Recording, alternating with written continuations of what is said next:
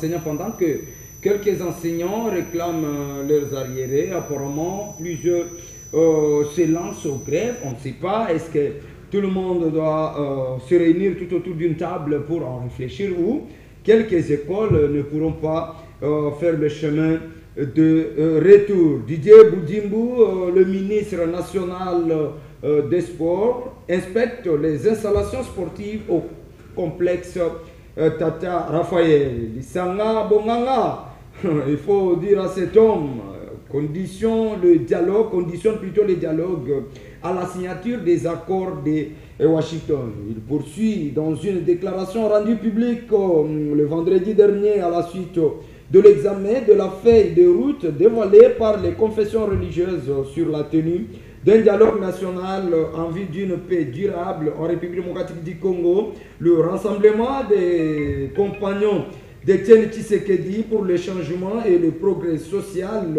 par la voix de son coordonnateur Jean-Pierre Lisanga Bonganga a affirmé son soutien à cette initiative, insistant que le dialogue fait partie de l'ADN de la nation. Le commissaire Mbosso Kazadi Junior n'est pas éligible à la démission volontaire, affirme la police nationale congolaise. Éducation nationale, Raïssa Malo annonce l'organisation prochaine d'un concours d'accès au corps d'inspecteur. Affaire détournement 3 millions d'Américains d'ailleurs au Kasaï oriental. Nous sommes à et si voilà, la nouvelle société civile pas satisfaite à la décision de la Cour constitutionnelle et appelle l'Assemblée provinciale du Kasaï oriental à réunir son action. Le gouvernement évalue l'état d'avancement des travaux de la voirie urbaine. Voilà, Kinshasa est une ville tentaculaire qui concentre les grands défis urbains du pays. Routes dégradées, inondations à répétition ou encore embouteillage chronique, des problèmes régulièrement évoqués au Conseil des ministres et qui appellent des solutions graves. La Mouka ouvre la porte à Tabombeki, mais pose ses conditions. Cette plateforme de l'opposition pose toujours des conditions à une action politique. Alors, plusieurs donnent raison à tort, c'est qu'a toujours dit Martin Fayulu. Voilà, on se limite quand même par là et il faut épingler quand même les dossiers Moutamba. Voilà, Constant Moutamba, devant la Cour de cassation, la justice fait face à la pression de la rue. Est-ce que la pression de la rue peut changer la position des juges? En direct de Kinshasa, la capitale de la République démocratique du Congo, sur les antennes de show et TV Batata Bamama Bandeko Batali. Bote na bino pe boye malam na katia manaka na bisho otoko kanga nango poso eye wezala qui saturé na actualité na mboka na bisho, mais on a fait l'effort quand même. Il y a kokende sur tous les 4 coins pour na kolobela maimatali et Congo. Merci na diaspora congolaise, merci na ba Congo nyonso bazwami na Congo profond. C'est ça votre émission.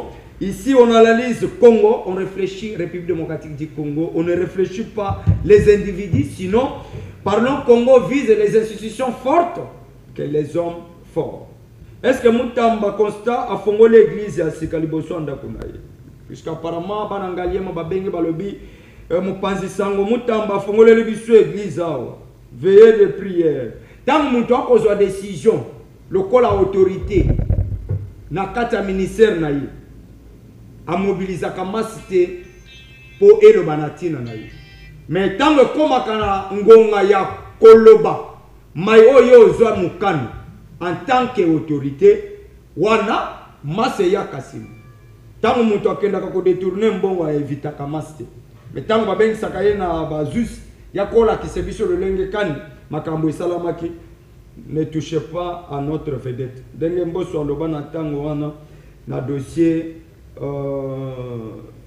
dossier ya mbongo ekenda otoyebaka tena na liango mbongo ya ram alobana akibasa, ne touchez pas à notre vedette, gouvernement ba vedette. Voilà, 4 invités na plateau à Mokolo Malelo. Otokobeta na bango basolo matin l'agression rwandaise, fait de route de la scène COICC, appel au dialogue inclusif avec qui et pour quelle finalité. Yami Balé, c'est vrai que Kabila, ministère public et Sengeli Naye, peine de mort. Est-ce que Kabila a subir peine de mort? To, ils ont théâtre de chez nous. Verdict Amoutambo est reporté pour lundi. Est-ce que pression? Il y a un peuple congolais qui a changé de position, il y a pas de souci. Moutamba sera acquitté ou condamné. Quelques analyses dans la émission, mais la suite nous réserve que le lundi. Enfin, Tokobet Masolo, il y a rentrée scolaire, ils allaient prévu le 1er septembre 2025, c'est lundi. Zelana Kisasa, acteur nyonso bloqué, puisque Misali Yali Kosi le Tebanda Babandango. Est-ce que Bana Bakozonga Kela Sitote? Voilà. Tozali, na maître Anatole Kanoumani, je rappelle qu'il est cadre dans la partie UDPS Tshisekedi, parti cher, il y a Etienne Tshisekedi, Félix Tshisekedi, puis il y a Anatole. Mbote Pansango, merci pour l'invitation. Nous avons fait qu'on a national du mouvement de la société Yokabaz. Merci. Yokabaz, c'est moi qui chantais il y a mouvement Yokabaz, où il y a Sali qui est fatigué, alors on l'a chanté au niveau de Genève. Et aussi, on a fait qu'on attend dans le plateau Mbote. On a fait qu'on a dans les Bakou, il y a un abisso dans Ngongoyo, sans oublier cette la partie, deux bisous balola, là où Azali. Secrétaire Nani? Deux bisous balola. C'est quand vous avez simana. Écoutez, on dit qu'on vous a kabouiste apparemment. Naza kabouiste. Parce que Ngai n'a bien ôté, c'est déjà la partie là, deux bisous balola. Qui prend des décisions? C'est unique, le secrétaire général, au Ngai n'a yebi Anatole. Nana Koza, Nikano, na UDPS, na Moyali. Ils ont deux bisous balola. Assigna déjà communiqué. Nous avons communiqué Mingawa sur la réseau officiel. Écoutez, nous avons lancé Mikanda combien maintes fois. C'est une personne. On veut de nommer un fédéral au niveau de Lubumbashi. On a nommé à Kananga fédéral de Nabiso Antoine Kaloulambi. Il n'y a pas longtemps, il est en train de gérer là-bas. On a nommé Amboujimaï. Bino apparemment Bopanzi. Écoutez, parti Nabiso, oh ya Panzi parti, ils ont eu monsieur Nabiso, oh le temps combat. Parce que Ngai, le secrétaire général. Écoutez, ils ont dû confirmer très dans essentiel. Écoutez, dans le biboye, Tatawana a ça le monde est parti. Nani Tatawana. Oh, le temps commence. Yo, comment on a été? Mais le temps on a été, dans ça la publicité n'a été. Moi, je n'ai pas pour deux bisous, la nécessité dans la partie. Là, il n'a pas un plateau, on a beaucoup à Tatawana. Voilà. Sans plus tarder, on a biscuit dans un moment rapide. Oh non, non, non, merci beaucoup. Merci. Il fait ses ans gérer dans deux secrétaires généraux. Ça, c'est dommage. Ça fait la honte, il y a combat, il y a Etienne. Ça, il faut le préciser. Moi, quand on tombe aux awa, puis namoni, malobanayo. Pour que les ministres se 10%. Mais quoi il s'appelle mal pour ordre côté na IDPS. Apparemment IDPS c'est allé côté dans deux secrétaires généraux. Moi dans Congo exaucé, je rappelle aux alliés président sectionnaire il y a IDPS Kibasa, Nangambu il y a Selembao. Là nous sommes dans le district de la Funa. Bote pe boyemala. Bote ne ko ke lontumba. Pesi, bino merci, Show TV Mobimba. La PCP merci n'a pas conduit y a parti. D'abord, na son excellence Augustin Kibasa Maliba, président national à parti, puis ministre de l'économie numérique.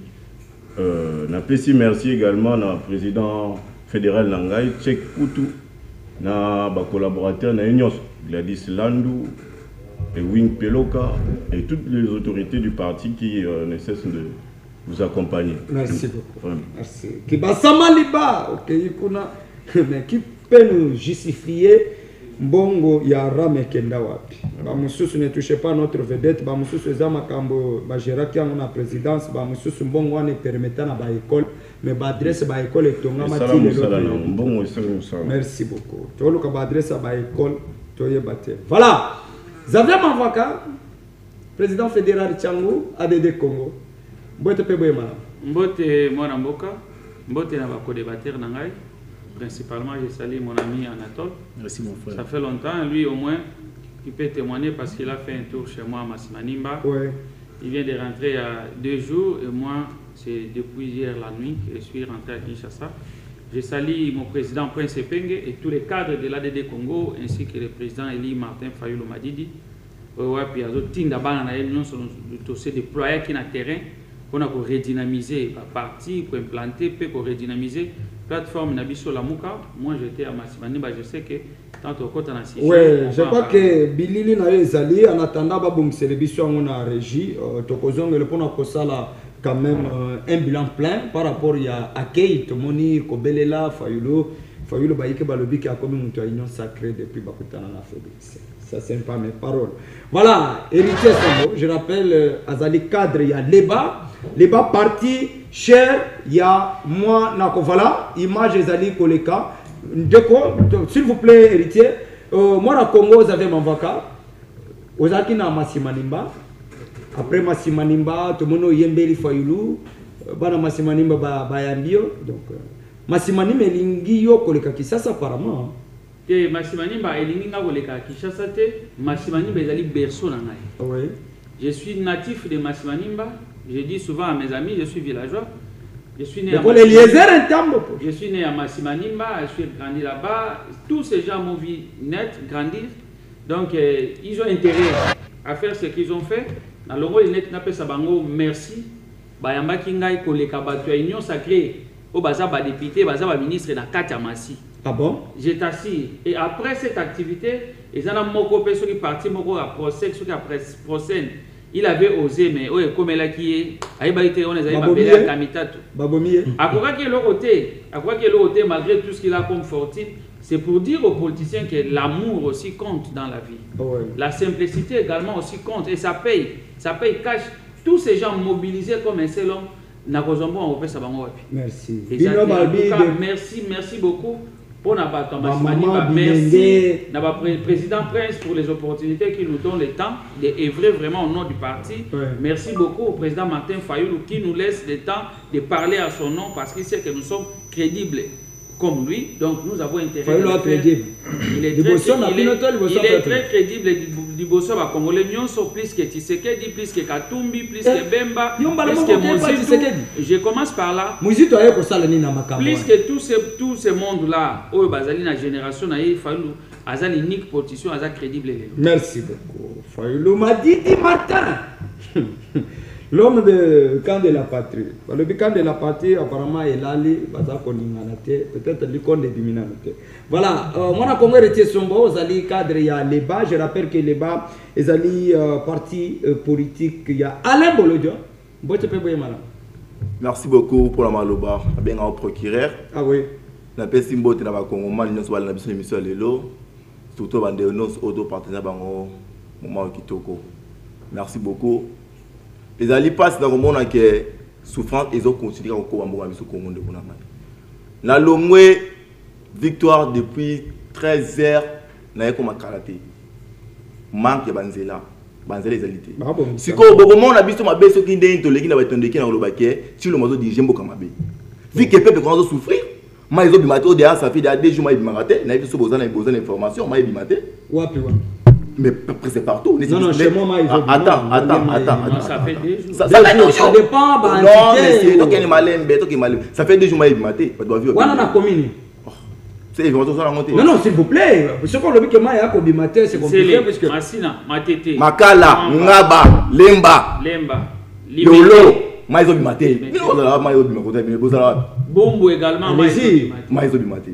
Donc, selon eux, qui ça, mon Maïzo Bimaté. Kurezo Bimaté. Non, Kurezo Yate très bien. Merci beaucoup. Tu ne pas ces alliés. Pas ça, la Congo, on n'a pas des alliés. Bisous, bah, Congolais, bah, autre le bel peuple congolais.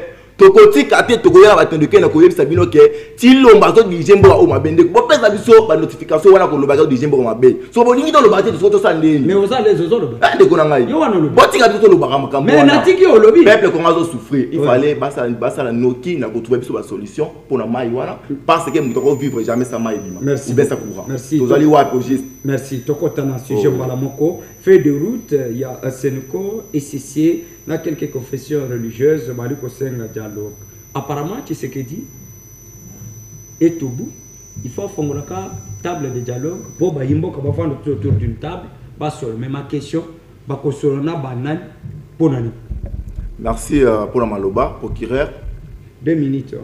Pour la campagne à dialogue, on a libéré le bélango trop té, puis que l'intensité ne soit pas reconnue, surtout dans le baron et le gouvernement. Dialogue, ils allaient mal pour l'ambour à Bissau. Toboïté, même Bissau en opposition, dialogue, ils allaient mal de Bissau. Mais dialogue, on se voit, tout ça, dialogue, on a banane de Konangai. Banane, basali, basengeli, basala, on a pour le dialogue, on a de Konangai. Ils allaient passer. Bon, on a que, terroriste, tout ça, dialogue, là-bas, au bas, on s'appelle qu'on les passe. Par exemple, dialogue, Natilombo, dialogue, Nananga, dialogue, Kabila, de Konanga. N'a pas toi, tu dialogue, ni na bango. Pour un piso, dialogue, la bango. Solution de retrouver, de Konangai. Dialogue, wana, ils ont aidé le Congolais. Oui, depuis ça, dialogue, wana, non, la bonne idée, dialogue, ils sont bons, mais il y a un lobby. Intérêt, peuple, Congolais, dialogue, ils ont de Konangai. Pour la dialogue, on a compte en trop et qu'on s'en a mal, sur ça, dialogue, on a bon, que non, peuple, qu'on a bénéficié quelque chose. Parce que nous allons, vous allez voir, pour défendre le peuple, qu'on a tout de Konangai. Mais dialogue, la biseau, dialogue, c'est bon, mais pas de belles vacances, non, dialogue, ils allaient pour la partie de pouvoir, au Kabobilo, on se fait un de Konangai. Mais dialogue, pour la bonne côté, mbok ils ont besoin de Konangai. Ceux qui besoin de dialogue, banal, ils ont besoin de dialoguer. Pelicanis, la banque, ils allaient de Konangai. Netilombo, na moi, dialogue, le président de la République. Net Kabila. Bah, tu vas faire mais Kabila apparemment Alain Bolodja est passé par Kabila là qui s'en a photo moi mon président les Bolodja na c'est par la siège ya et perdu apparemment au lobby ils allaient apparemment mais dans photo mais na tout yo ça on a biso de quoi pas makambo lo bana procureur bino bolo makambo sans preuve sur ton imandé là qui s'en a photo moi mon président Alain Bolodja na c'est la PPRD na maman Olive ou bien juste non non président Alain Bolodja congolais avant droit et on peut savoir qui m'a au moins on peut se dérouler. Merci beaucoup. Merci. Alain Bolodja. Je crois qu'Alain Bolodja peut ça qui avant le naïe au-delà de tout na koyambaye ngai na yembonzu na mbonzu. Tobeta masolo ya jeunesse rupture au baouta qui commençait Malay Vuvu Jonathan Ngele Owen Bosenge président Les Bolodja Alain Bolodja ici que Ados Ndombasi quand même ba pesi avala na koyamba bango to solo la maimatali wana iza groupe ni to yebite voilà maître Anatole na kozonga na makambo kabuya te puisque je crois que na koyamba yo prochainement na mutuo ba ko soutenir yo zal côté ya Deo moko côté ya Kabuya pour te mettre ma solo matali de c'est là te cocotte en profondeur. Alors feuille de route dialogue je crois que vous allez soutenir Ixofato Fati Azom Koloto naye a comment a fond le table de négociation puisque makambo maliko tambola te na ngamaïs. Bon, merci beaucoup mon Pansango. Avant na kota na j'avais demandé ici biscuit na ngai. Omoni na mboka na biso tozana bateau yo bazo continuer la gratuité de l'enseignement chef de l'État Fati Béton. Lubumbashi, il y a une dame de fer, madame Mireille Kileché, Azabo Mesa comme annexe Lubumbashi. Oh, il y a ça la Moussala, en tout cas, de passe de 30, alors il y a une école Mounen, la commune Naye, nous sommes na pour contribuer na gratuit enseignement de base. Voilà pourquoi bateau de Luka. Donc, Azab parmi, il peut être deuxième bourgmestre compétent, il y a la République du Congo. Ah bon? Après, moi, je suis Mbozo le Meso, il y a Franck, il y a Bissou, il y a Sélé, il y a aussi Madame Mireille Kileché pour la Lumbashi. Donc pour la Lumbashi, Mireille Kileché, pour la Kisasa, il y a des Mbozo le Meso, Nando la Bissou, bienvenue Balibi. Et on a Kisasa. Pour dire ceci, pour en tout cas, Mireille Kileché a mérité le coup mingi. Parce que dans mon Bilili, na bengi na tout na bien effectivement une belle école, surtout l'école, il y a pas Mickey, l'école à l'université. Voilà pourquoi la SEM qu'on a Fati Béton, ministre intérieur, bateau tcha mis, là bateau qu'on a qui est simple bourgmestre. Massa Makambo, comme on a commis naïe. Voilà pourquoi madame Mireille qui est chez, à partir de Lumbashi, au salut maman, félicitations pour l'union sociale. En tout cas, nous sommes dans la bombe aux autres na commune. Il y a un ex de Lumbashi, il y a misé ba frère, ba misolo. Après, na mbongo wana, à tout ba école qui toque, sur taille école wana, ça le cola. Au talion mais ISP, vous savez comment il peine. Donc, qui toque, ça tenait compte. Voilà pourquoi en tout cas, Escazali en tout cas, m'a fait ça beaucoup à travers sur ça. Na quoi si maman tu as été bien avec qui dans Alain Bolodja, vous savez, nous sommes dans un débat aujourd'hui entre PPRD, SID, IDPS et IDPS. Nous sommes dans un débat aujourd'hui dans le plateau parce qu'il y a un Kabilis. C'est un PPRD. Yoka. Peut-être qu'il vient d'arriver. Son président, c'est un Kabilis de mauvais goût. Orobi? Président Bolodja, je le connais bien. Bolodio, je le connais bien en personne. C'est un kabiliste, c'est un infiltré. S'il vous plaît, n'allez pas au qualificatif. C'est un infiltré au Kabila, infiltré pouvoir. Pour être, avant de quitter le pouvoir, c'est Kabila qui est derrière Alain Bolodio. Est-ce que ça va écoutez, Bolodio, c'est quand même Moko. Non, effectivement, c'est un kabiliste. Donc, tant que tu es dans le plateau, tu l'as comme Kambote, Zala, Nzela, Bino Salenine, dans beaucoup. Qu'est-ce que Bolodio a à faire dans ce pays? Est-ce qu'il a créé combien? Il a créé le Moussous. Il n'y a pas longtemps, ils ont créé l'année passée le Moussous. Et Simbaté. Aujourd'hui encore, j'ai créé le Moussous. Génération rupture. Et là, comme moi, je suis et qu'on est au pouvoir. Mais ils n'ont pas de vision, ils sont déjà sans vision. Ni Mbolo n'a pas une vision pour ce Congo. L'autre là, il y a des jeunes sans vision. Là, il soufflait. Il n'y a pas les opposants à Malonga. C'est Ngoué, il y a des opposants. Il y a Malonga. Bango sur 4 ans, les gens pesé sur le plan que Bisso, ils ont saqué la nation sur le terrain. Tigéon. Voilà pourquoi on a le biquet. Il n'y a rien, mon cher, dans le plateau. Vous avez l'information que tout n'a Bisso. Que bien le bolo, il y a parti il n'y a pas longtemps. Mais Bisso, il y a 4. Azan a bureau, na Willery. Moi, je connais bien. C'est un monsieur que je frappe à tout moment. C'est un kabiliste de mauvais goût. Tant que vous êtes dans le plateau, il n'a pas une leçon à donner. Et aussi, il n'y a pas une leçon. Dans quoi tu m'as dit, fait des routes. Vous savez, bon, on a d'abord Bisso dans le niveau de Yokabaz. On a dit ceci. Dialogue, oui, c'est important. Mais pour quelle finalité? Pour le moment. Parce que pour le moment, en Anatole, à Yokabaz, on a constaté que le dialogue est dans mon côté. On a un niveau de Yokabaz, c'est dans Yokabaz, au sein de l'IDPS. Parce que, bateau le dialogue wana bateau c'est dialogue wana ba crédibilité sur la crédibilité en bon la crédibilité bango nyos et l'autre mon côté ils sont pas crédibles. Est-ce que la a fait comme les dialogues? Qu'est-ce que le peuple congolais s'est retrouvé en quoi? Est-ce que guerre wana ici là? Est-ce que nous allons ici et lui pas wana tout ça va dialogue combien dans la biso ta Kabila mais dialogue on se passe que bien beaucoup qu'on trouver solution.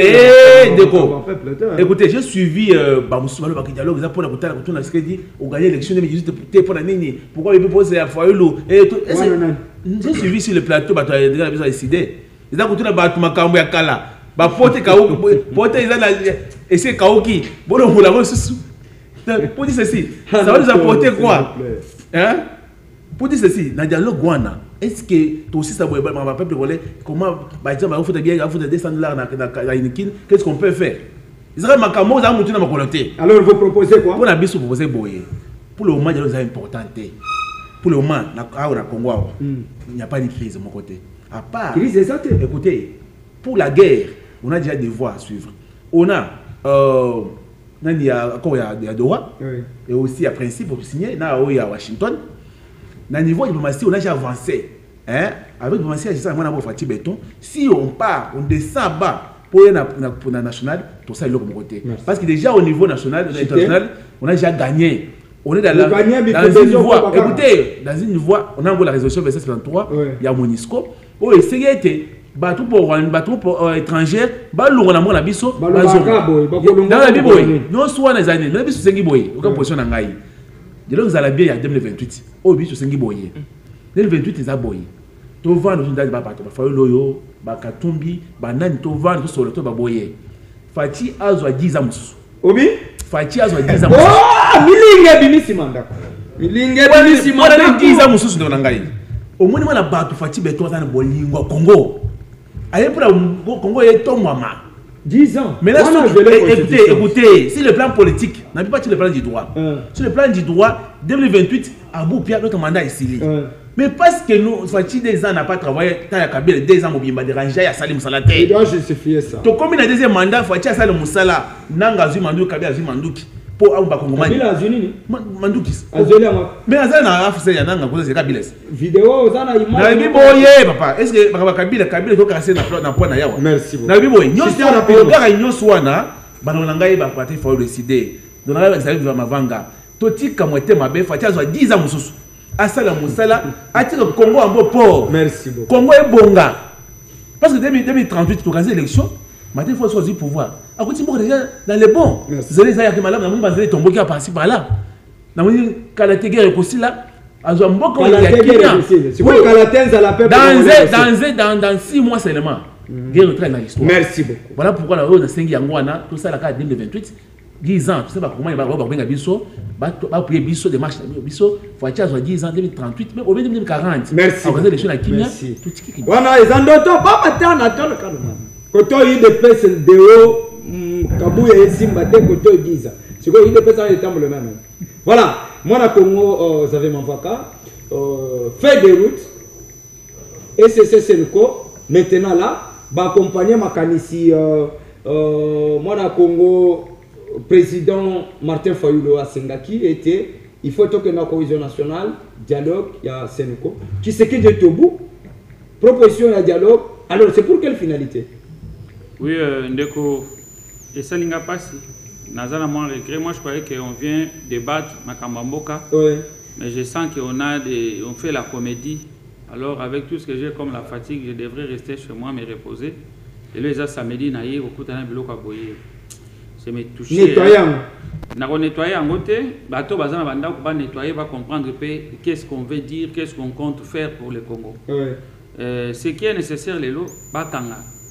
Mieux vaut qu'on se pèle la militaire ou avant dans un camp, la caserne na bimarate, que qu'on se pèle na ba policier ou avant dans un bango pembeni. Pour beaucoup la bitumba, ba policier na ba yeba na bango bundate. Car soda ou avant dans un camp, ça na PTT, il n'a que bundela mboka. Bobe bisana bangote. Bobe bisana bangote. Pour bangonde ba ko longola mboka o na situation o. Ba policier ou avant dans un bango, beaucoup misaka bango, boge bata mana bango esika moko. Quelque part, yo poussa na kuna ngana soda bima kuna. Pour ebi bitumbate. Bato aboye. Vous comptez que la bato aboye mboka jusqu'à quand? Vous comptez laisser le pays entre les mains de ces gens? Ba ebi bitumbate, ba ebi ko battre la peuple était, mais basaka pembe na peuple wana et il demande encore ba prolonger bango. Un juriste de surcroît. Je suis désolé. Ici, des plans politiques, monsieur. Désolé. C'est pas des plans du droit, s'il vous plaît. Moi, je crois que nakolo bango na verbe boye. Oui. Mais les gens la moto. Bazaka on pas abattu. Donc bazui maïle, ils ont compris. N'accusez pas, n'insultez pas les prêtres à chaque fois. Ils ont la moto maïle, c'est les kambebi le la buzoba. Keba. Ce que vous critiquez, nous qui pardon après. Vous pensez que fait des routes, toi, n'est sans valer Tshisekedi? Ah bon? Ah, mais je te pose la question, malgré ce n'est pas à moi de te poser la question. On pose maintenant la question à la population. Vous croyez que fait des routes, toi, n'est sans son aval? Vous croyez vraiment que, malgré tout ce que les gens de l'IDPS, de l'Union Sacrée, chantaient comme des perroquets, toi, on a besoin d'option que Bimambo, Kabassa, là-bas, tourner le monde. Pour nous avoir solution à paix sans l'aval de Tshisekedi. Ah ben, ayambaki bango mutuka oyo yambaki bango ekoti bango na place ezaki na plaque ya présence de la République. Botika bavantir wana. Ce qui nous intéresse aujourd'hui, c'est le Congo. Ce que les Congolais vivent aujourd'hui, c'est nulle part au monde. Nous sommes très humiliés. Et tout ça sans défense. Mais tu sais que nous sommes sans défense. Quelle scène internationale que vous voulez me faire parler? Ne me mettez pas les paroles à la bouche. Tshisekedi a éclipsé, a raté 110 coups d'État, selon eux, à l'IDPS. Donc ça signifie qu'il est mieux protégé. Tshisekedi a raté 110 coups d'État. Attentat, oui, il a raté ça 110 fois. C'est-à-dire qu'il est mieux protégé, il est mieux sécurisé. Mais la population n'a pas égorgé Bamona Bambeli. Tshisekedi ne sait pas les protéger. Quel type de chef? Aza mokonza lolenge nini? Tata ya solo mokonza solo aza oa mi batela kabana ye. D'ailleurs batela kabana ye, bana na ye bazo batela ye. Comment lui échappe na ba coup d'état mais peuple na ye bazo boma bango butu comme moi. Sécurité ezate. Même sécurité alimentaire ezate. Pona nini? Feuille de route wana ezali occasion pona yepe à préparer sortie na ye à paix. Ah bon? Oui. A préparé sortir en paix en 2028. Parce qu'aujourd'hui, tu as tergiversé. Quand mon ami Anatole dit que Tshisekedi a perdu les 2 ans, 3 ans sous Kabila, il a perdu encore 2 ans, 3 ans sous Nang. C'est lui-même qui est à la base. Lui, il croyait jouer au chrono. Mais quand il a dit que le chrono est en faveur, chrono est en faveur. Azo kansake chrono azo gelé temps et vous la faveur mais dans quelques jours chrono on est go balorapé na de faveur na. Ce qui est nécessaire aujourd'hui, nous saluons cette position nous la Mouka. Nous voulons ce que batia cadre moko kozala vraiment consensuel to kenena dialogue. Selon votre question, tu as parlé dialogue to kenena banani et pour quelle fin? Dialogue to kenena bato nyoso bazo poser problème na mboka na biso. Notamment Tshisekedi qui est aussi parti au problème. Nanga, les Kabila et nous tous là, nous devons participer à ces dialogues. Nous pouvons tout dire, nous pouvons tout faire pour notre positionnement politique. On refuse Tshisekedi, on refuse Kabila, il est rwandais, tout comme ça. Mais au Tuni Bango, maître, je prends toujours mon ami, maître Anatole, que j'aime beaucoup, Kabila a un certificat de nationalité congolaise. Au moins, le col va tanga mingi, le nom, Aza congolais d'originalité, je pouvais le croire. Mais si Kabila n'est pas congolais alors qu'il détient un certificat de nationalité à Congo, je ne sais pas où nous sommes, nous. Merci beaucoup. Rapidement. Dialogue est très important. C'est l'unique arme comme la cohésion nationale pour que tu faire développer un bon cannabis. Tu as un bon sens, tu as pour que paix et côte d'une manière définitive pour pacifier notre pays qui est divisé aujourd'hui. Merci. Mon Congo exaucé. Dialogue, oui. Fait des routes, oui. Mais apparemment, Baïbali Kosenga dialogue selon Bande Commission sur le pouvoir, Bali Kokana été baza na mabomba. Est-ce que vous pensez que Congo pour Ezouakimi, il faut token de dialogue à dialogue ou cette fois-ci, il faut Tshisekedi à Kanga porte à dialogue, mais à trouver solution, il y a difficulté à peuple. Dekogelo Tumba, Yambo Yako répondre à la question nayo, au côté moi Mbango. Rapidement, mais la 3 minutes. Oui, d'abord. Nazali Kotondo Botondi, il fallait que je fasse ça au début. La section Nanga, c'est le cadre, le membre qui nous accompagne et tout. Et pour la question au Tuningaï, je suis en train de vrai, ma contribution à Bande Konabiso sur la situation sécuritaire dans la partie orientale de notre pays.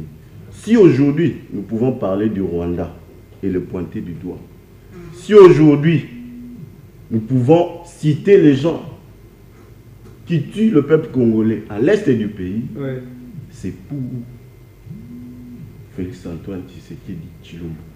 À son arrivée au pouvoir, il s'est mis à combattre le Rwanda, à combattre tous ceux qui participent au meurtre, au génocide au niveau de l'est de notre pays. Voilà pourquoi ils sont sortis de leur grotte pour aujourd'hui tenir des propos et se reconnaître comme des militaires, alors que nous les connaissons comme les rebelles. Dialogue inclusif, oui, ce n'est pas mal. Ils nous présentent ici un dialogue pour trouver des solutions en vue de la fin des hostilités au niveau de l'est du pays. Ça, ce sont des objectifs voués. Ah bon? Mais à l'intérieur, ils appellent un objectif où ils sont inavoués. Le cola? Malembe. Allez-y. Vous allez coquiner Malembe. Vous allez présenter biso dialogue inclusif. Inclusif, vous allez continuer biso tout sur le banane. On pourrait discuter avec les patriotes. Bato, vous allez bunda pour Namboka. Qu'ils soient à l'opposition ou au pouvoir, mais pas ceux qui tuent le peuple congolais à l'est du pays. Pas de négo, alors il m'a Nanga, Joseph Kabila. Non, non, non, parce qu'ils ont tué. En fait, Bangoso Bazaï se retrouver na pouvoir, Bazaï créer rébellion, Bazaï Bomaba Imboka pour que lobby tozonga sous na routine wana ya dialogue pour bazonga na pouvoir. Cette fois-ci, ça ne passera pas. Parce que le peuple congolais est éveillé, parce que le président de la République est éveillé. Ce n'est pas un problème. On ira au dialogue certainement. Mais ce n'est pas le primordial. Le primordial, comme l'a dit notre ami à côté, notre camarade, c'est d'abord s'y fixer, s'y rassurer du processus de Doha et de Washington. Lorsqu'on aura fixé sur cet ordre-là, nous allons rentrer maintenant au niveau du pays, à l'intérieur du pays, pour discuter avec ceux qui participent et qui se battent pour le pays, notamment Mwanamboka, Martin Fayoulou et les autres qui cherchent le pays. Aujourd'hui, Martin Fayoulou qu'on présente comme un Congolais, quand les Alaka te boy. Ndiko Gelo Touma. Tous allez bas Congomani. Toyebi esika nini to wuti, pe esika nini tozali ko kende.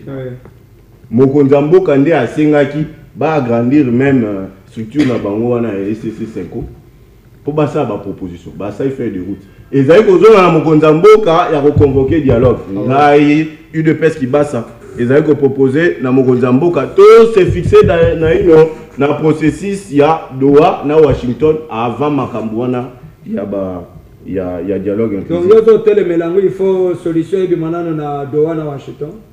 Dans le lobby, tout s'est fixé, tout s'est rassuré dans le processus officiel. Parce que bateau opposition, les autres, ils sont partie prenante dans le processus à Doha na Washington. Merci. Tout s'est fixé tout s'est fixé pour attendre dans la table là-bas dans le botamon. Parce qu'ils ont tué les Congolais. Je vous dis. Monsieur Guélon Touba. Ici, il s'agit. Ils ont un conseil, ça. Rapidement. Oui, on peut ça. Tous alliés, peuple congolais. À un certain moment, dans certaines questions cruciales de la vie, qui concernent la vie du peuple congolais, et c'est une question qu'on a cassette politique, géopolitique, tribale. Pour que tout se concentre sur notre pays, travailler pour notre pays et le pays seul, Tout le monde va éviter, tout éviter. Va diriger Mboka, va bomber Mboka, va bomber na est, yoke vendre comme sénateur à vie. Merci. Makamboana ndekogelo tumba na kanisi que ceux qui bandeko ba koloba boye ko pesa kanda na batumisi. Merci beaucoup. Kanda e matate sino ko simba manduki. Kanda matate ya opanzeli biso ba caméra. S'il vous plaît, ko silikate micro caméra to aliko protéger ngo poto koma na banda ko ndenge longo bani. Voilà. Tozali ko koba na émission na biso bandeko batali numéro ezali na C Bobenga tozali en direct na Show TV. Bokobenga na ngonga o esengeli boyebi moko sima mosusu apesi makanisi na ye po ke Congo ya Lumumba ekende liboso. Voilà. Maintenant on change de côté. To bandana mona Congo héritier. Procès Mutamba, verdict na yo tombé lundi. De l'autre côté na Doha, Masolo Mali Kokoba entre AFCM 23. De l'autre côté Kabila balakisa qui est le kola Mokonzi AFCM 23. Tantôt Kabila baliko sengela ye peine de mort. Kuna Masolo Mali Kokoba. Est-ce que vous pensez que avenir ya Masolo Mali Libanda et quoi porter un plus na Bitumba Yalina Est? 1 minute 30 secondes. Merci beaucoup, procureur. La ligne à répondre ndeko maître. Maître Anatole Kanoman, yoka base. Ezali pasi na koyoka maître aye na plateau sérieux oyo alobi ke tozana des secrétaires. Ah, alobi bomo. Donc eza pas te kuna. Au mona ke secrétaire yoka. Au mona ke libana mbongo na biso na est mbongo na biso bitumba ezali. Ezali divisé. Na niveau per IDPS ezali divisé. Ce que bisanga ba obligé biso bien de. Bon, disait biso bien de bisanga. Kuna mboye koma yokoma ndanga. Koto tilombo bisanga. Donc cela veut dire que non, président Tshisekedi est capable ya kozoma belé na ye. Président mabelé na ye ne président de la République de Congo ozoma journée. Kuna koma ndanga. Donc cela veut dire que non, bozali ba incompétent ya roboto mabelé wana. Il dépend comment des secrétaires de Gonanga. Parce que les gens peuvent bien dengue ni des secrétaires. Depuis na non, c'est des secrétaires oui. Mais c'est Kabouya qui prend des décisions. Au juste, baza secrétaire titulaire zana adjoint. Parce que mita baza des cas. Il s'en dégoûte to lobani. Allez-y à ma question. So ba déjà bien mboka bien de Gonanga. Et ça y passe. Na question sur makambo ya ndeko toujours mettre à ucho loba awa makambo ya gratuité à gratuit enseignement makambo belé. Ndeko nanga yi gratuit enseignement et sur la tanga le bilan gratuit enseignement za ndengeni. Est-ce que le bouton à billet, on peut savoir les DG, on peut savoir le billet? Bah, batanga, ça le moko 1000 élèves. Ah, 1000 c'est bien. Bah, est-ce que autant de la province est vérifiée? 1000, non. Zéla. Non. D'accord, 1000 c'est les trop, on va pas réviser. Mais, ça va le les belés de Kunanga. Mais belé, on a déjà. Nabia, yoka. Bas l'amké, bas les belés. Vous pouvez pas m'habiliter, ils vont bon. Mais il faut qu'on ait la vérité que Baza 1000 peut-être. Yoka, 1000 d'accord, mais Baza belé, balé, les belés. Donc cela veut dire quoi? L'État a eu la précaution de diriger une notification par le Babila, ce qui est il y a gratuit enseignement. Bila Bangazani, jusqu'à là, Banabiso, Baza habilité. Moi, qui boit tangi, à Nessi, la qui est là, quoi, pessier, ce qui n'est ni nous, comme on va pouvoir les gens qui ont habilité. Il s'en a le boire ou le baguette, non, Bila. Non, on n'a pas vérifié, on doit poser mon bulletin. Les gens allaient près de relaxation. On les a pas payé du bulletin. Bon, ils sont là, même au moins. Merci beaucoup. Allez, on a une question à la fin. On a mon bulletin. Ils allaient passer d'ailleurs quand les gens le bien présent les boulodjas qui va les boulodjas allaient monter à peu perdre à y présent les boulodjas là on les gagne. Non, tout n'a pas été ça, on a ancien. Depuis la hier, on a dit les bas, tu vas y péter, on va pas moulater. Président allait pour le joie, Azali, Moutu, Kabilate. Vous comprenez la vidéo de 5 moutations, à Zolo, au bon, ça peut être comme c'est Moutakabila. Donc on arrive, c'est un tosan Boubani. Président les Boudjas, c'est où les photos, moi, président les Boudjas, maman, Olivier Benana, la Kabila, un peu perdu. Réalité. Recadrage et coquille, ma question, 30. Et après, question, on a répondu à Constant Moutamba. Constant Moutamba a représenté Ninambo Konabiso. Constant Moutamba a représenté Ninambo Konabiso. Eh, Moutozake c'est ministre. Constant Moutamba a représenté le Tambo Konabiso. Moutozake ça l'a éveillé la population. L'intention de détourner est condamnable. Totika justice à Sala Moussala la Inde Konangai. Moutamba a dit Colombe côté. Peut-être raison subir. Non, Moutamba a dit Colombe côté de Konangai. Na banzete. Lundi, il y a des jours où Moutamba a la cachot parce que les alliés moko a bon si cachot. Non, papa, Moutamba a commencé à jater. Basta msa na bango. Lundi, il jour au constant Moutamba il fallait aller la cachot. Il Moutamba inauguré qui ango. Ils qui ont le bail énorme. La qui inauguré qui ango. Alors bien énorme. Inauguré cachot oui, prison. Et c'est elle qui non, bah mettre des alliés. Bah mettre à bon ici ango moko. Et ça la fait bien. Ceux qui aiment construire la compte de Wonangai. Moutamba banque ça Moutamba a été. La comprendre était constant Moutamba comment la popularité depuis quel jour. Peuple n'a évité Bajen, Bozo, là la constant Moutamba pour avoir faire quoi. Les gens se voient ça ni depuis à ça date des ans depuis à ceux qui mis ça. Des ans c'est trop. Yo so pamba batu mi kolo bele bon. Ça des ans. Des ans. Constant Moutamba. Non, pas mais pas changer gouvernement que une année. Yoka. Te ozoro bana mo penser ça moi zo tambola. Yoka diversifié. Constant Moutamba était ministre de la justice à ça des ans. Oui ça. Des ans. Non, pas même une année. Yoka. Oui ça il a des ans. Oui ça plateau. Et là on dit à Sali oh ils allaient l'intérêt peuple congolais. Chuter. Et le roni. Constant Moutamba doit être condamné. Lundi déjà voilà, ko juger non noté avant bakata bako ko quitter puisque justice ko ko interpeller monte lobi batiki mettre azao à contredire ngaité mettre en atol Moutamba baika balobi ke bato pouvoir de sacrifier puisque bomoni ke a compliqué ce que dit na élection 2028 ba mususu ko kana yete bozali ko sala chasse à l'homme contre Joseph Kabila, tantôt bozo sur na doa côté open de mort contre Kabila. Bozo mona te ke bino moko bozo micha na ba situation bino boko bimate. Pendant que makambo mboka makambo susu ya ko tambola ndenge longo bani. Bon, merci beaucoup de Konangai. Alors en tout cas, donc de Konangai en tout cas, c'est comme la TV, la histoire vie na ye. Alali nanda ko ala di banda. Na comprendre tête de Konangai yo. Na comprendre tête. Tant ozolo makambo ya Moutamba, c'est comme si il se dit qu'il n'est pas populaire. Est-ce que son président, on peut comprendre Moutamba et son président? C'est le jour et la nuit.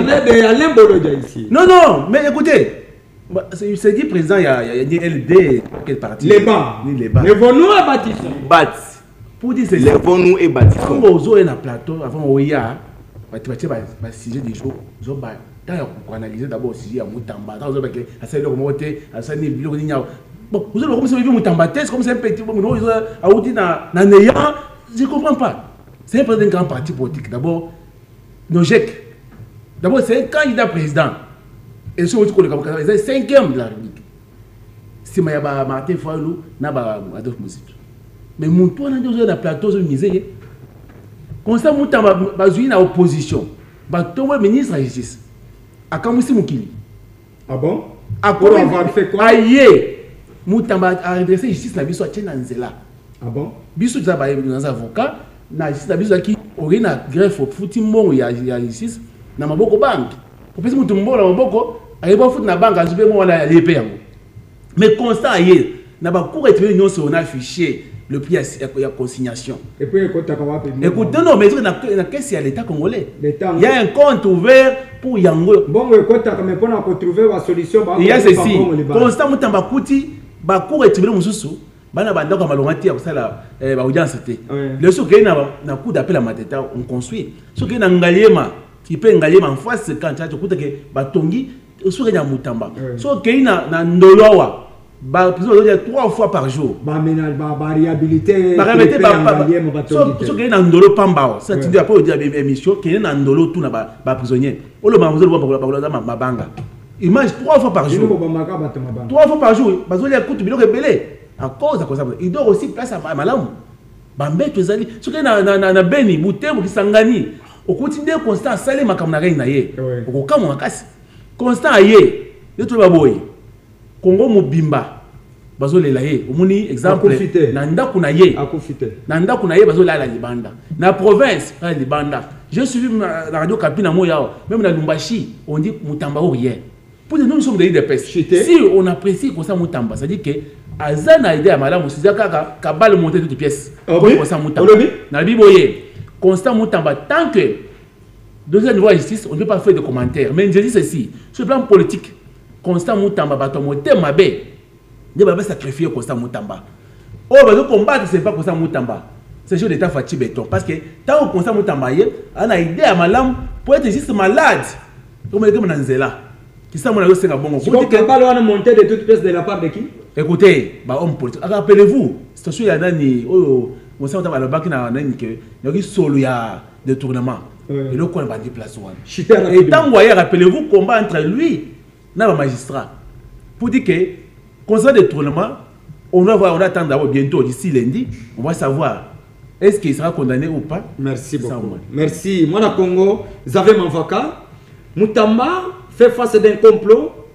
Kabila chasse à l'homme ou au bateau on a basali ko énervé et tamboli malamu ya Congo. À ce moment-là, il faut pas vendre nanu na boloko en attendant tu sais qu'il y a trouvé solution. Bolo salema pona bato mabe fimbo salema pona bato bayoka na mbala moko te po basala noki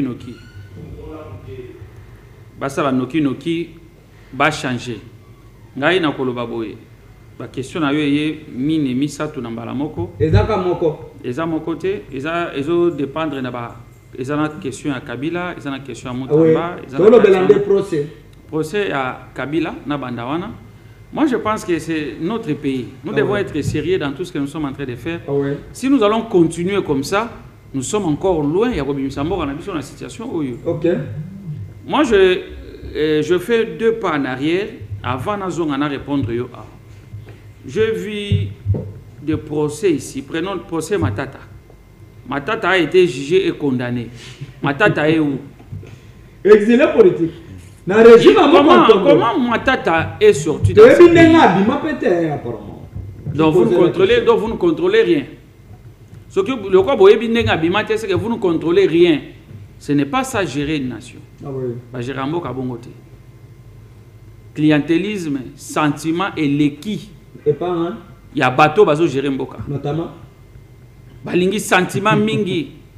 Tout le monde procès, tout le monde ba dossier awa. Il y a grave dossier ya Vital Kamerhe. To yoki Tshisekedi à lobby Kamerhe as a père de famille. Et donc c'est un acteur majeur. Il y a Congo, mboke ko na posa na ye. Donc malgré mbongo ya ba Congolais ya mais Congo ko na posa na ye. Et est-ce que ko paté na décision en justice? Il y a mi balé to Kolanda. Babour délégué avec Nicolas Kazadi qui a dit non, le Babilo c'est par après il a pris contact avec le chef de l'État et donc toutes ces histoires là. Kazadi c'est un père de famille. Kazadi c'est un père de famille, nous devons le respecter. Des histoires pareilles c'est pas du tout bon. Kazadi a été arrêté au niveau de Mbujima et là-bas, je sais où vous voulez partir, on lui a fait retourner à Kinshasa nuitamment pour ne pas continuer avec ces procès. Donc des histoires pareilles, ça ne donne pas l'espoir de croire que Tshisekedi réellement est né de l'état de droit. Ah bon? Ça ne nous donne pas l'espoir de croire que Tshisekedi est le fils de papa Etienne Tshisekedi qui a prôné. Et laissez-moi avancer dans ce sens-là. Tshisekedi est le fils de Papa Etienne Tshisekedi qui prônait l'état de droit. Une fois l'IDPS au pouvoir, il y aura l'état de droit digne de son nom. Oui. Ce que nous sommes en train de voir aujourd'hui, ça nous fait douter même que Tshisekedi est membre de l'IDPS. Oh, mais si réellement, non, écoutez, si Tshisekedi était vraiment de l'IDPS, il a milité au sein de l'IDPS, il a évolué en termes de fonctions et autres au sein de l'IDPS jusqu'à devenir candidat de l'IDPS, il allait avoir tout ça entre ses mains. Comme il est allé ailleurs, ça signifie que l'IDPS n'était là que pour créer une diversion contre le pouvoir de Mobutu et celle de Mouzé, dont en réalité l'IDPS ne se préparait pas pour gérer la nation. Merci. Ça sont des aventures. Aujourd'hui, vous parlez des procès à Kabila. Je vais chuter par là. Aujourd'hui, procès à Kabila. Nanga a été jugé et condamné. Nanga n'est pas à l'étranger, il est au Congo. Vous n'arrivez pas à l'arrêter. Aujourd'hui, vous condamnez Kabila. Vous allez l'arrêter comment? Ça, c'est mettre la main dans l'engrenage. Si réellement l'État, sous Tshisekedi était fort, puissant, Nanga ne serait pas à retour. Encore au moins à Goma ici. C'est au Congo. Merci beaucoup. Extradition à Nanga. Quand on parle de l'extradition, ça veut dire Moutaza li bande à la frontière Nabino. On l'arrête, on les ramène au pays. Mais Bango Bazan à Congo. Vous êtes incapable de fouler vos pieds là-bas. Même si c'est comme on a Gomate. Vous trouvez ça normal? Non, non, je vous dis parce que vous croyez comme si la situation que notre pays est en train de traverser, nous sommes contents de ça. Non, nous ne sommes pas contents. Aujourd'hui, procès Moutamba. Procès Moutamba. Moutamba, et ça n'a pas ma cam, ils ont l'andaï Nassima. Ce qu'on peut savoir le battre, j'accepte maintenant ce qu'on a limbi, c'est très pédagogique. Baninga nanga o babilenge ya kwiti ba jouisseur plus que bato régime oyo bazo que là la Liban n'est pas Moutamba. Vous savez que c'est l'infraction, on doit arrêter encore Moutamba pour ça. C'est ça. Ah bon? Moutamba est en train d'instrumentaliser les jeunes, des gens. Pourquoi les gens passent nuit chez lui? Moutamba, vous parlez. Non, écoutez, Moutamba aujourd'hui, Nazo regretté bateau bazo le bazar image de la jeunesse. Quelle jeunesse? Nga ça vient à 4. Oh, Moutamba, qui a changé même Cyprien papa qui a plus de 70 ans, qui n'est pas jeune comme lui. Vous trouvez ça normal? Moutamba qui a déplacé l'argent dans la caisse, elle était comme dans la caisse Moussoussou. Infraction, je suis en face de mon ami Anatole que j'aime beaucoup, il est très intelligent, c'est un juriste. Ayebisanga Xavier, l'effet de déplacer, de détourner ou l'intention de les détourner, ils ont même infraction. Ils vont subir même peine. Donc même aujourd'hui, quand Moutamba fait ces histoires, il donne encore l'argent. Azopé Sabatou, n'a pas journaliste, c'est Miyibi. Azopé Samon, n'a pas communicateur, il y a le Koso, bah on laver awa. Azopé Samon, n'a pas gêne, bazo mais là-bas le toko, bazo mais là-bas café, bazo là libanda. Moi je pense que on doit chasser d'abord tous ces gens. Oh bazo là les bossanda on a en fait bako tabakangaï. Merci beaucoup. Nous devons changer ce pays. Merci. Mais si les jeunes se comportent comme Moutamba, comme ceux qui les soutiennent maintenant, on est encore loin. Merci. Merci beaucoup. 2 minutes et puis tu es bon moyen pour rendre l'antenne. Voilà. Moutamba fait face à un complot pour, imaginons que Moutimoko Tanzali Kolani Beko et puis Kabila également fait face des chasses à l'homme de la part il y a un régime en place. Ou Kabila se reproche de quelque chose. Quand on a vu Kabande, on a vu son opposition. Moi pas si mingi. Pas cité papa, mi frère ko yako kangama. Pas si mingi. Tango ndeko akoloba que Mokonzi Mboka Félix Antoine Tshisekedi Tshilombo, le plus grand patriote de notre pays, azali fouille à démocratie. Tolanda qui intervention ya Mokonzi Mboka lors ya avant l'élection en 2028. 2023. 23. Je m'excuse. Natop Kounou. Il a rappelé à nous tous que aucun juge n'a reçu son appel pour une intervention na bakou na biso.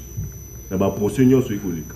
Et lui-même a reconnu n'avoir pas poursuivi ceux qui ont contribué à déchirer la déchéance en Mboka. Ah oui. Et ce n'est pas un démocrate qui doit tenir des propos pareils. Apparemment, tout le monde toujours analyser toujours le parce que tout en opposition. Parce qu'il faut que tout le monde ait un pouvoir en place. Les alliés c'est une banalité. Kolobi Mokonzamboka a cédé Moutamba. Mais dans nos petits jeux là, tout côté ça va Mokonzamboka, c'est le garant de la nation. Il a la légitimité de diriger ce pays. Nous l'avons voté. Tout peuple congolais a voté Félix Antoine Tshisekedi Tshilombo. Non, ça vient m'en voir il avait voté. Il avait voté. S'il vous plaît, laissez-lui avancer. Émission internationale. Neko, le président de la République a la légitimité. Et la légalité.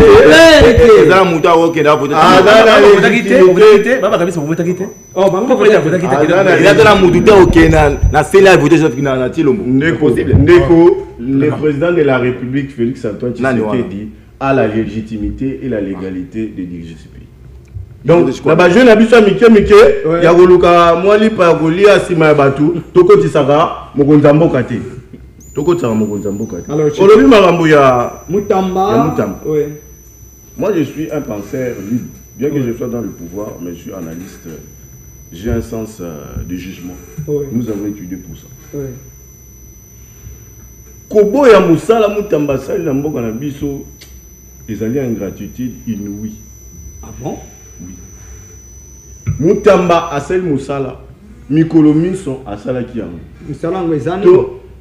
Mais le konanga ya côté à lobby yango, okanga imato ito toni.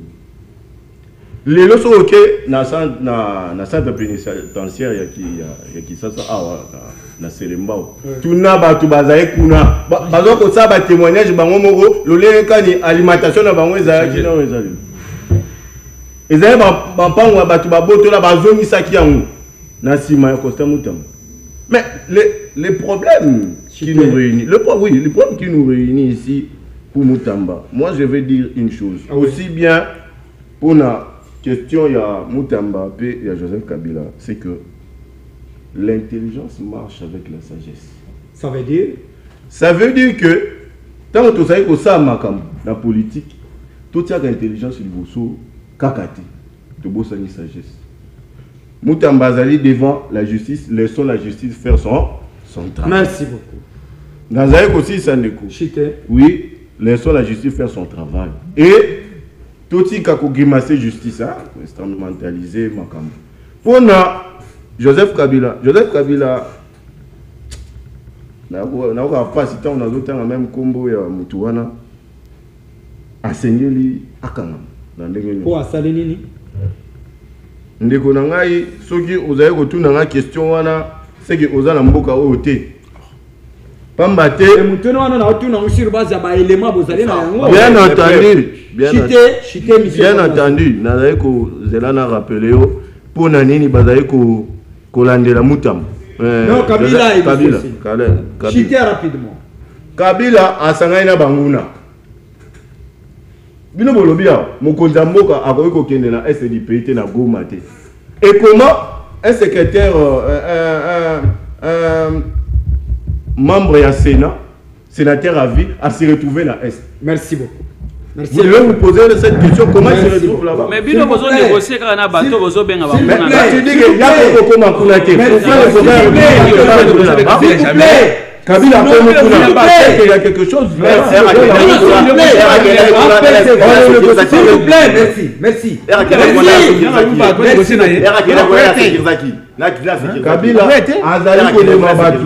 beaucoup. Sinon,